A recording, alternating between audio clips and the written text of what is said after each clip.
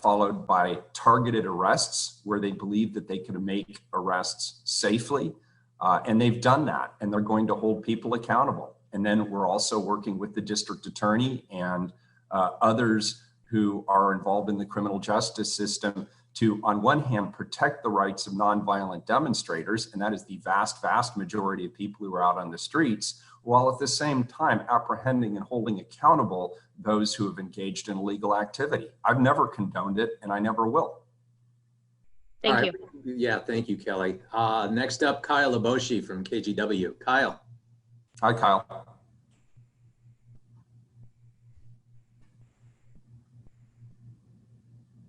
Kyle, you're still muted. Can you unmute? Or Adam, do you have to do that? There you go. I apologize. There you go. Thanks for taking the time. Just wanted to ask, what will your directive be to Portland Police in potentially cooperating and coordinating with OSP as they protect the federal courthouse and also the Federal Protective Services? Yeah, well, first of all, the governor has, well, let me take a step back. I met 2 days ago with the governor, with Commissioner Hardesty, with Travis Hampton, the superintendent of the Oregon State Police, and with Chuck Lavelle, who is the chief of police of the Portland Police Bureau. And collectively, they agreed that there would have to be some communication as we go through this transitional phase of the federal officers leaving and state and local law enforcement coming in. So the degree of communication, as I understood it, is around coordinating that handoff.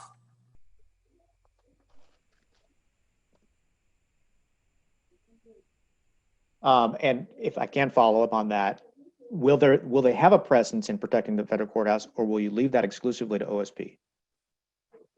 I'm sorry, will who have a presence? Will Portland Police have a presence in protecting the federal courthouse, or will you leave that exclusively to OSP?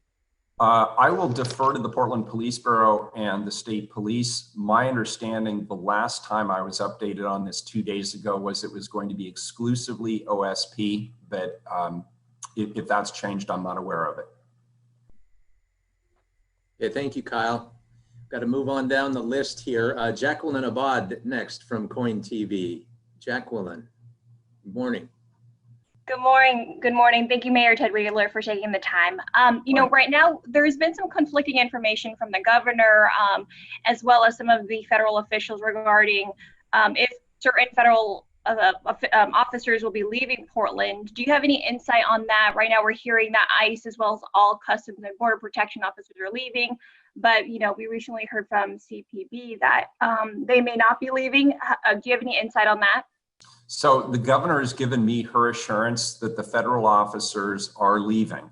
There will still be a presence of local officers who live here, who work in the community. It's my understanding that they will remain inside the federal buildings. It will be OSP that will be outside, engaging directly with our public.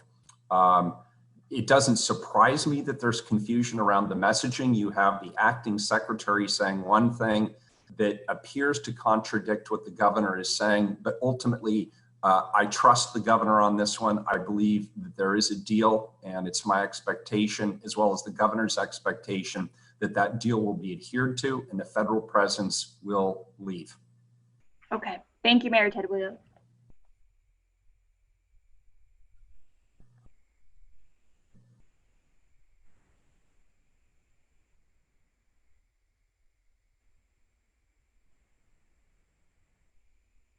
Tim, I'm not hearing anything. Are you?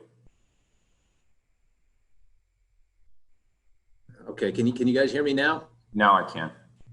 Okay, issues there. Zane Sparling, Portland Tribune. We'll pull Zane into the conversation. Good morning, Zane. Good morning. Thanks for your time today, Mayor. My first question would be, you mentioned the new police accountability board that will be referred to the voters. Obviously, there was a lot of pushback from the city auditor during the process when this was unveiled, and I think there's expectations that this could get mired in lawsuits for years if it really was approved.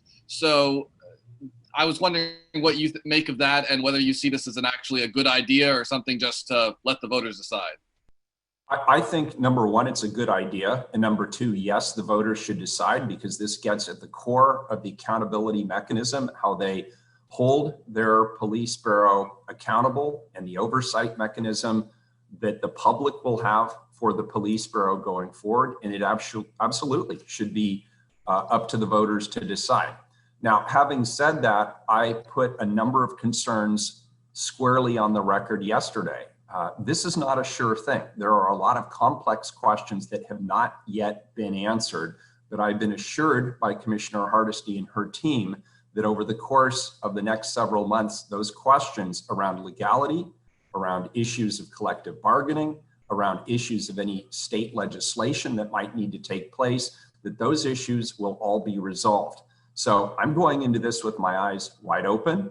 There's clearly a risk associated with this, but it's a risk worth taking, I believe. And so I applaud Commissioner Hardesty for her leadership on this and the work that she and her team have committed to make this go from more than being aspirational, but actually having it work effectively operationally.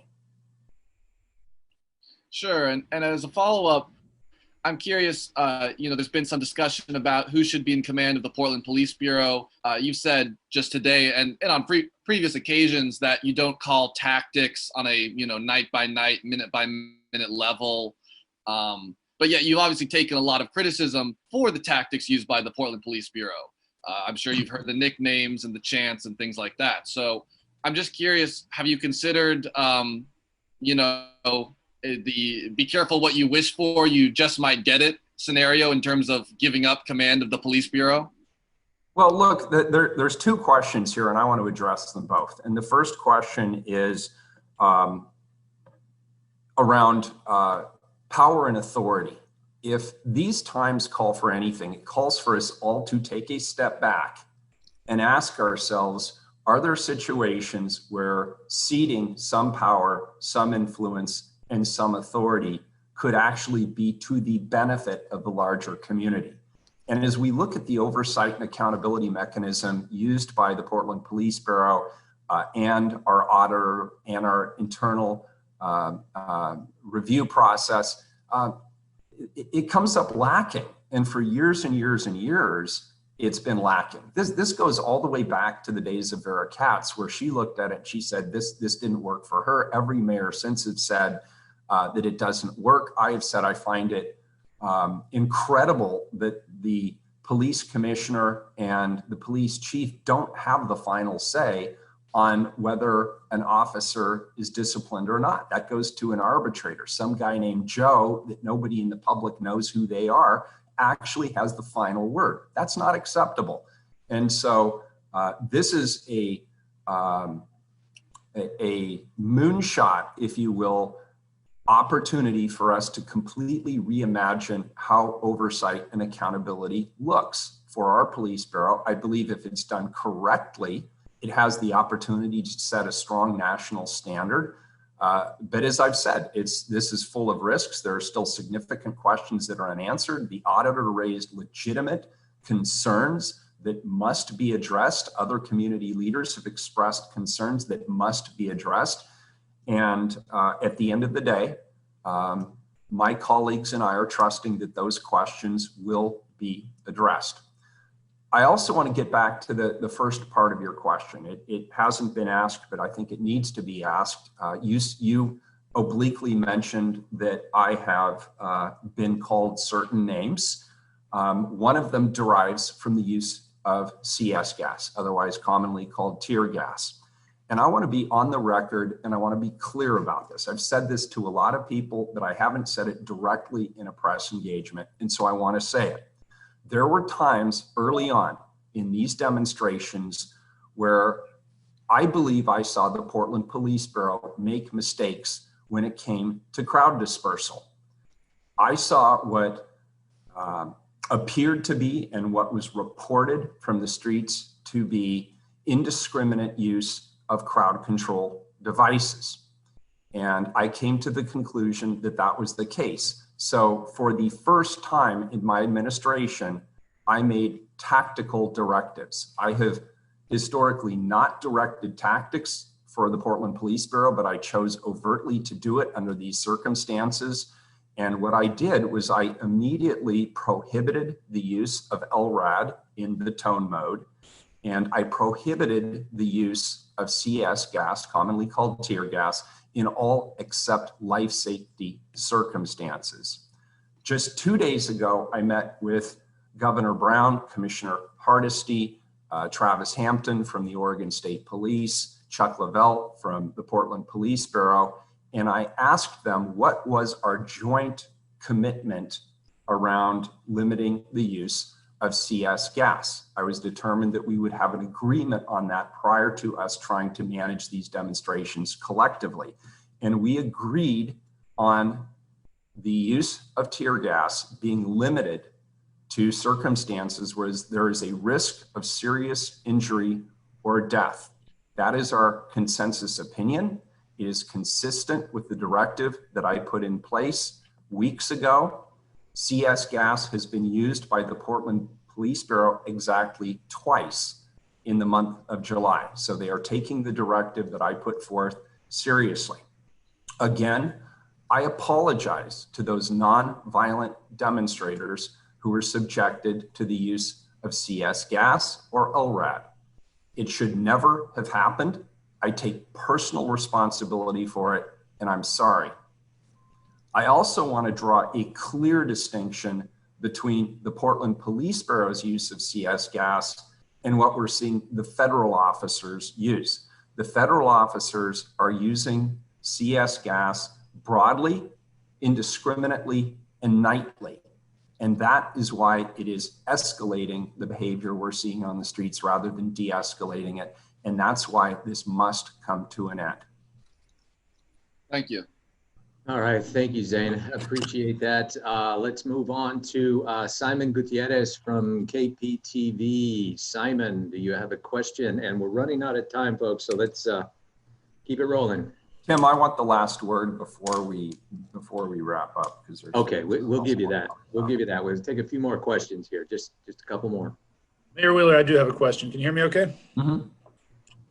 So Yes, you've spent some time with the demonstrators in the crowd. You've been exposed to tear gas yourself. We haven't heard you say a lot about it. Can you talk a little bit about that experience? And the big question is, I think a question on everyone's minds, did you get any impression from anyone what it would take to end this nightly violence?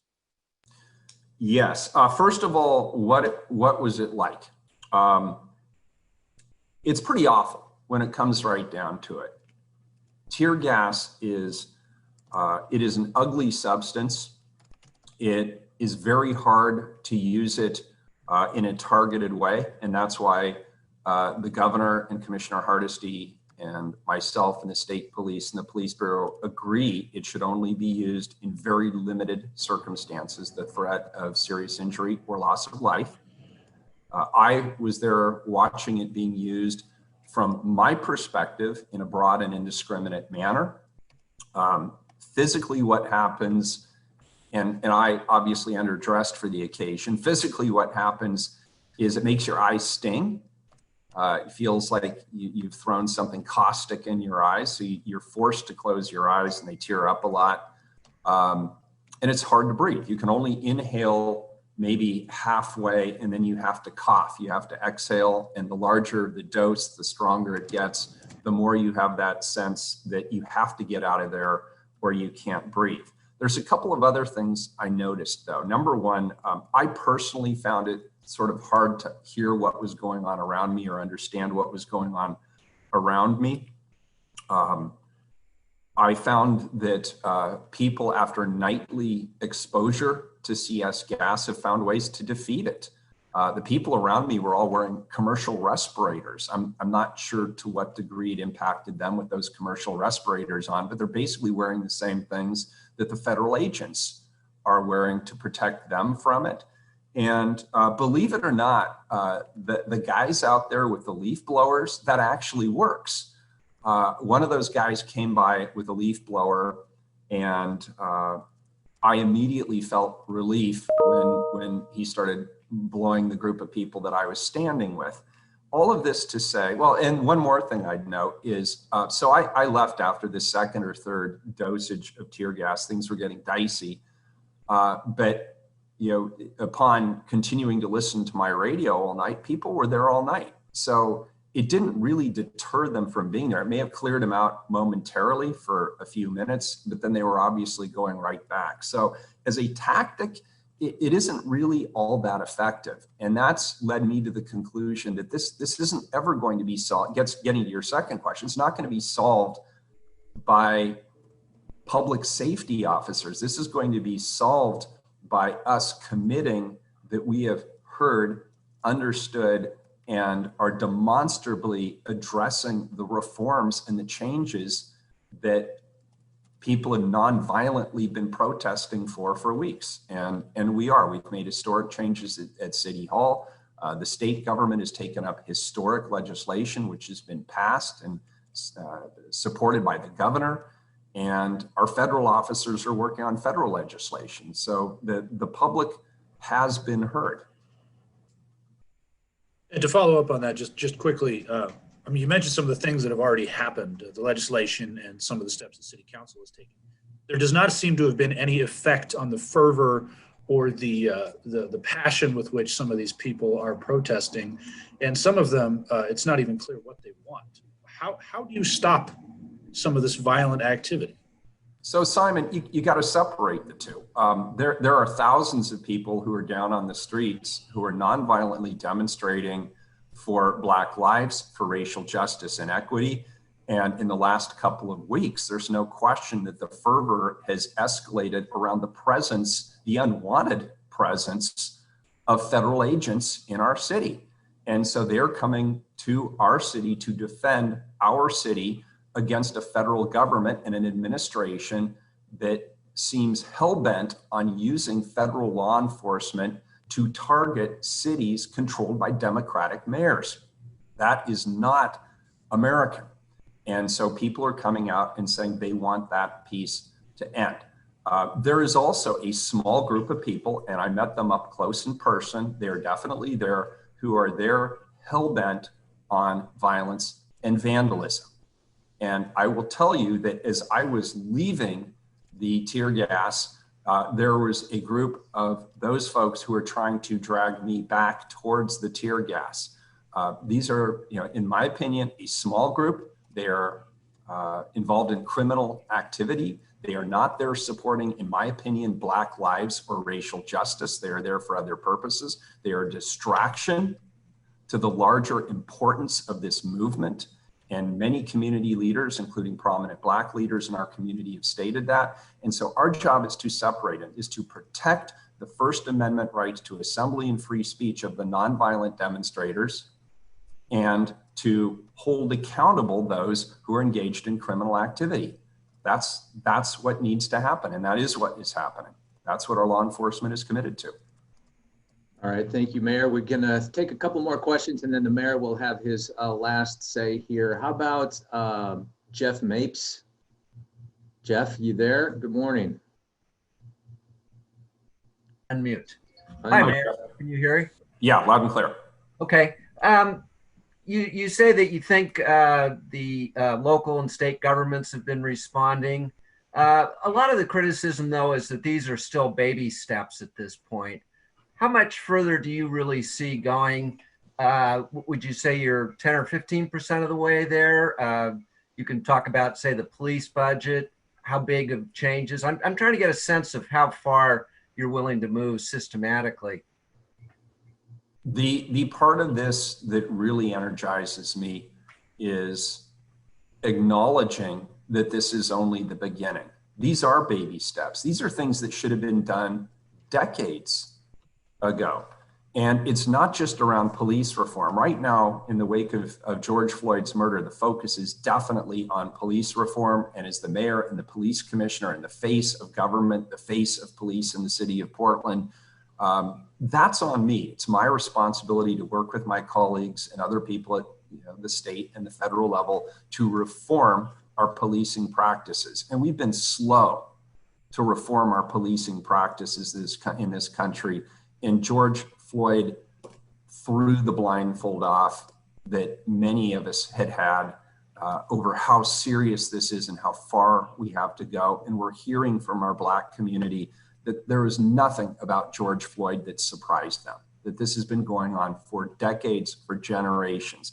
And so we are now belatedly addressing these issues, but we are addressing them and we are determined to move forward. But this can't be the end of it. Even if we end up with a perfect policing and accountability function in the city of Portland, are we there yet? The answer is no, because we still have massive disparities around economic prosperity and wealth generation, around access to housing, around educational opportunities, even around health. We still have massive health disparities, and the list goes on and on and on. So I believe that it was public safety and policing that started this reform. But I think as we look back on this 20, 30 years from now, we are going to acknowledge that what was ignited around police reform lit a fire of determination on the part of the public to address all of the systematic inequities that exist in our society. And they are massive and they are prevalent and they're in every institution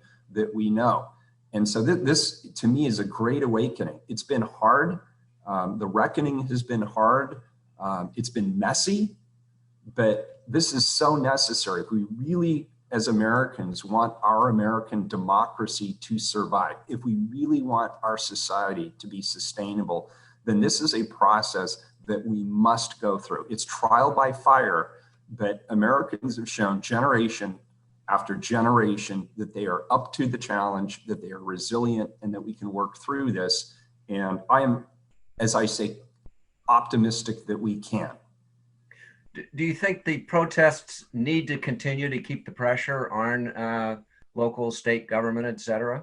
I believe nonviolent protest is, it has many manifestations, and I do believe that there has to be constant pressure applied constantly in order to hold everybody accountable. Look, Americans have ridiculously short attention spans. I think we can cop to that. And I hope this isn't a moment. I hope this really is a long-term movement towards true racial justice and equity. And my current thinking is it's that deep. This will go on for many, many years. I don't think you'll see the nightly demonstrations of the kind we've been seeing, but I think you will see more engagement by the public. We're seeing people of all ages and all demographics want to be involved. I would encourage people to take some of the energy that's out there on the streets, and now let's turn it toward the hard work of reform. Volunteer for organizations that support our BIPOC communities. Engage with leaders in those communities. Get to know your neighbors who maybe you don't know as well, and ask, how can you be a supportive ally if you're a white person like me, or if you're a person of color? How can you further engage in the cause towards racial justice and equity? It doesn't all have to happen on the streets. It needs to happen within the doors of our institutions. If you work in housing or real estate, are you doing everything you can to avail opportunities to people of color? If you're in banking, do the banking practices in your bank allow for minority entrepreneurs to be able to gain access to the resources they need to generate the kind of wealth that the majority community has enjoyed for generations? If you're an educator, are you doing everything you possibly can to ensure that those who walk in the door on the first day of their educational experience with all kinds of barriers all stacked up, are you doing everything you can to remove those barriers so that those kids can have the fullest life possible?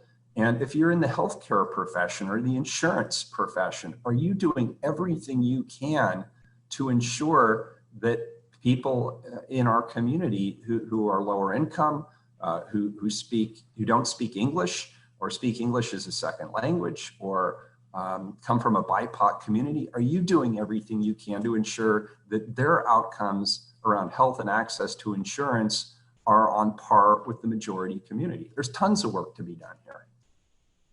All right, thank you, Jeff. Really got to wind this up here pretty quick, folks. Everton Bailey, Oregonian. Hi, Everton.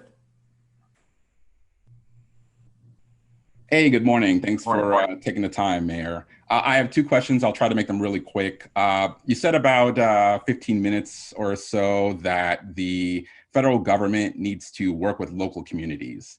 And in this case, they're working with the state government. And so I was wondering if you have any concerns that Portland officials aren't directly involved in negotiations involving Portland. No, I actually don't, under these circumstances, have any reservations whatsoever. We've been in communication with the governor and her team. I've had several conversations with the governor. She's kept us in the loop. And I do believe the conversations she has had with the vice president, the acting director, and others, she can speak well for all of us and our needs here in the city of Portland. So I have no reservations whatsoever. All right, and one more quick question. As the mayor, do you have any concern that another agency outside of city oversight is joining the fray in OSP? Well, first of all, OSP has been working with the city of Portland. They have long-standing communication and similar training.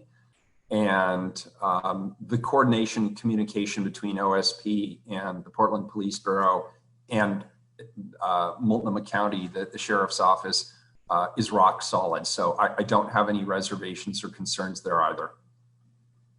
Thank you. And in fact, Everton, I have invited OSP to the table on more than one occasion. Everton, thank you. Thank you. Blair Stenvick with the Mercury. Blair, you have a question? Hi, Blair. Okay, can you hear me now? Loud and clear. Okay, thanks. So you mentioned that OSP would only use tear gas in specific circumstances. I'm wondering if you've worked out a similar standard on other uses of force we've seen, such as impact munitions or bull rushing crowds. And is it your hope or expectation that state troopers will do a better job at de-escalating tensions than PPV has done? My hope is that we will all do an outstanding job of de-escalating tensions. As I mentioned, Blair, I made my first tactical directives as police commissioner regarding specifically LRAD and CS gas. CS gas has only been used twice during the month of July under very limited circumstances. The governor, Commissioner Hardesty, myself, the state police, and the Portland Police Bureau have agreed on a unified standard around the risk of serious injury or death. And the superintendent of the OSP and the chief of the Portland Police have agreed to that standard, support that standard, and are implementing that standard. All right, thank you, Blair. Rosemary Reynolds from KXL. Hi, Rosemary, how are you today? Rosemary, you're still muted. Still muted.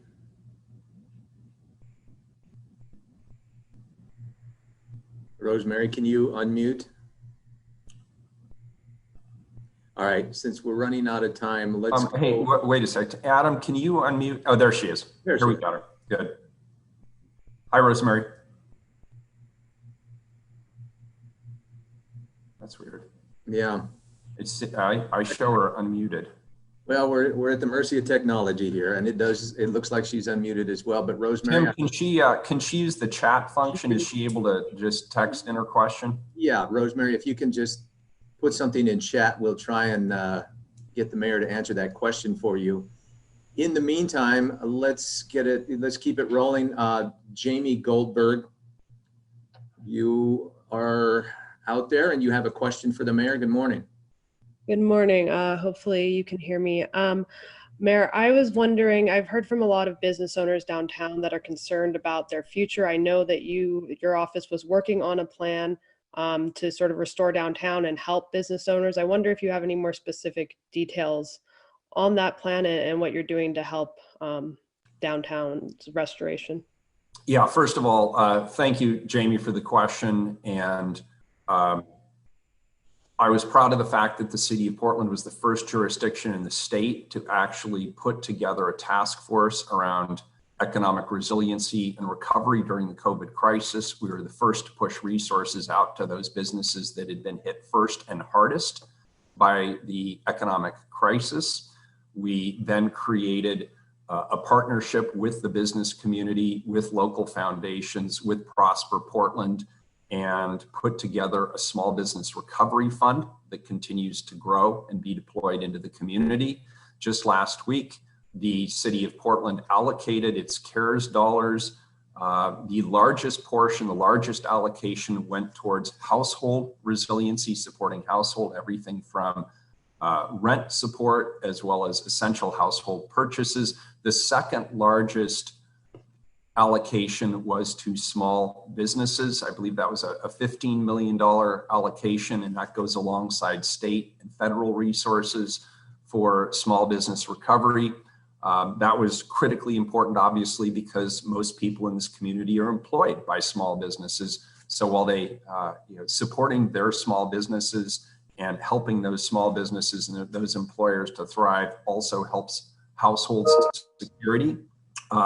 The plan for downtown specifically, in working with a lot of people on my economic impact task force, is to, number one, remove the federal presence. Number two, de-escalate and end the nightly violence and vandalism.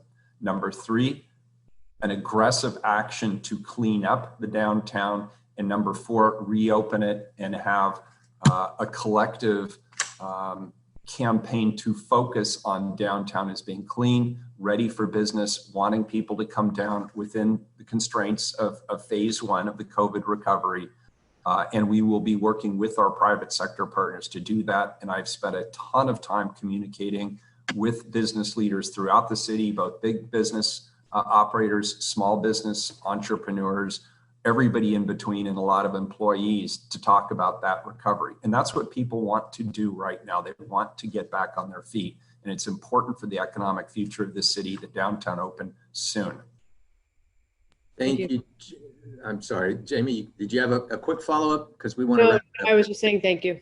Okay, Thank I you, appreciate Jamie. that. Yeah, we had planned to go to 10:30, so we're now, about 13 minutes over. We appreciate, Mayor, you spending this time. Did you have any final message that you wanted to share before we close? Yeah, I did. There's just one personal note I wanted to put in here on behalf of Commissioner Hardesty. She did not ask me to do this, but I wanted to do this. All of us are leading in different ways. And she comes to the Portland City Council with a lived experience and life experiences that are different than myself. All of us are experiencing challenges during this time. And I have been watching how some people have been engaging with my colleague, Commissioner Hardesty. And because she is the only Black woman on our city council, it has come to my attention, and I have seen it myself, that she is getting some emails that are just flat out racist. If you ever wonder whether racism is still alive and well in the city of Portland, I can confirm that it is, and that she has been subjected to it. And so what I want to tell everybody is you can disagree with Commissioner Hardesty or me or anyone else on the city council, but do not send the kind of emails that she has been receiving that go way over the line, that are flat out racist, and in many cases threatening. Commissioner Hardesty and I will have our differences of opinion. We will disagree sometimes because of the nature of the two of us. We will disagree loudly, but those kind of emails will never be acceptable in a civil society, and they are not acceptable anywhere in Portland City Hall. So if you have been sending them, do not send them. They're not welcome, and it's beneath all of us to have to receive those emails, especially Commissioner Hardesty. I just wanted to say that. All right. Thank you, Mayor Wheeler. That will wrap it up for today's press availability. If you did get your question answered, please reach out to me. Pretty much all of you know how to do that, and I will do my best to get you that information. Thank you, everybody, for joining us today. Thank you, everybody.